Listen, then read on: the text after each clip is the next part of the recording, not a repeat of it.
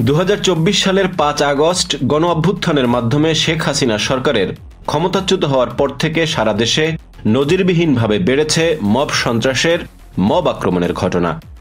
অনেকটা বিনা বাধায় বিভিন্ন সময়ে মব হামলা চালানো হয়েছে বিভিন্ন প্রতীক ও ভাস্কর্যে, মাজারে এবং বিভিন্ন ব্যক্তির ওপরে। বিভিন্ন সরকারি বেসরকারি প্রতিষ্ঠানকেও জিম্মি করে রাখার ঘটনা ঘটেছে। পদত্যাগে বাধ্য করা হয়েছে বিভিন্ন পেশাজীবীদের। লুটপাট, দখলের ঘটনা ঘটেছে অগণিত। মব সন্ত্রাসীদের হামলায় নিহত হওয়ার ঘটনাও দেখা গেছে। মানবাধিকার সংগঠন human rights support society HRSS এর হিসাব অনুযায়ী 2024 সালের সেপ্টেম্বর থেকে 2025 সালের মে মাস পর্যন্ত 9 মাসে মব সন্ত্রাসের ঘটনা ঘটেছে 202টি। এসব ঘটনায় প্রাণ হারিয়েছেন অন্তত 165 জন, আহত হয়েছেন 202 জন। অন্যদিকে আইন ও সালিশ কেন্দ্র বলছে, চলতি বছরের জানুয়ারি থেকে জুন মাসের মাঝামাঝি সময় পর্যন্ত 6 মাসেরও কম সময়ে মব আক্রমণে প্রাণ হারিয়েছেন 83 জন। রাজনৈতিক, ব্যবসায়িক, পেশাগত, ধর্মীয়, এমনকি পারিবারিক নানান বিরোধ রূপ নিচ্ছে মব ভায়োলেন্সে। 22 জুন বিকেলে মবের হাতে হেনস্থার শিকার হন সাবেক প্রধান নির্বাচন কমিশনার বীর মুক্তিযোদ্ধা নুরুল হুদা। তার বাসায় গিয়ে প্রকাশ্যে আইন শৃঙ্খলা বাহিনীর সামনেই তার ওপর মবের আক্রমণ ঘটে। পরে তুলে দেওয়া হয় পুলিশের হাতে। উল্লেখ্য, সেদিন সকালেই নুরুল হুদা সহ সাবেক 3 নির্বাচন কমিশনারের বিরুদ্ধে মামলা করে বিএনপি।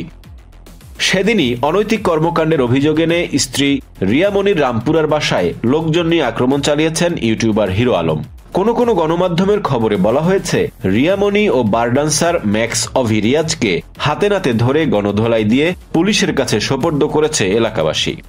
একই দিনে ধর্ম অবমাননার অভিযোগ এনে লালমনিরহাটে সেলুনকর্মী বৃদ্ধ পরেশচন্দ্র শীল ও তার ছেলে বিষ্ণুচন্দ্র শীলকে মারধর করে সেলুনে আটকে রাখা হয়। পুলিশ ও সেনাবাহিনী গিয়ে 2 জনকে আটক করলে পরিস্থিতি শান্ত হয়। এর আগে গত 6 মে গুলশানে হেনস্থা করা হয় ভাস্কর রাশাকে। রিকশা থেকে নামিয়ে হেনস্থা করে তার ভিডিও ছড়িয়ে দেওয়া হয়।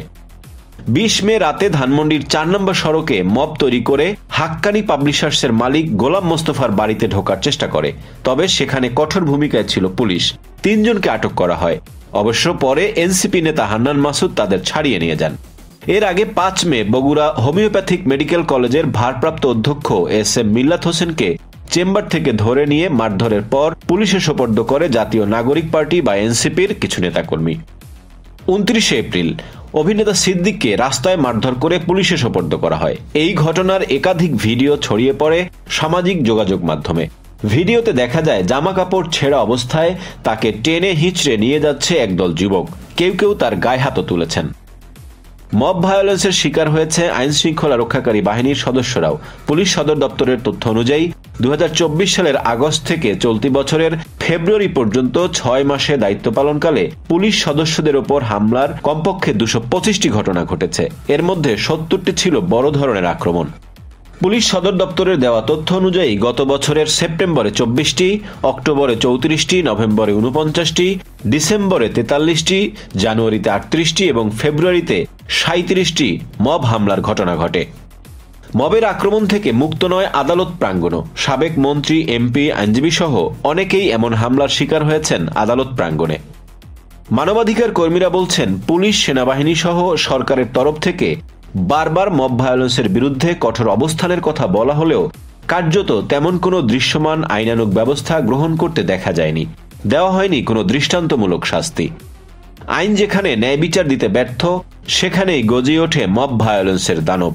এই পরিস্থিতি কেবল ব্যক্তি বা রাজনৈতিক বা পেশাজীবীর একক কোনো সমস্যা নয়, এটি পুরো রাষ্ট্র ব্যবস্থার জন্য এক ভয়াবহ অশনি সংকেত বলে মনে করছেন বিশেষজ্ঞরা।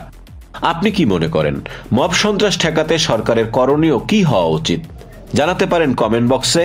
ভিডিও ভালো লাগলে লাইক করুন, শেয়ার করুন, সাবস্ক্রাইব করুন আমাদের চ্যানেল দ্য রিপোর্ট.লাইভ।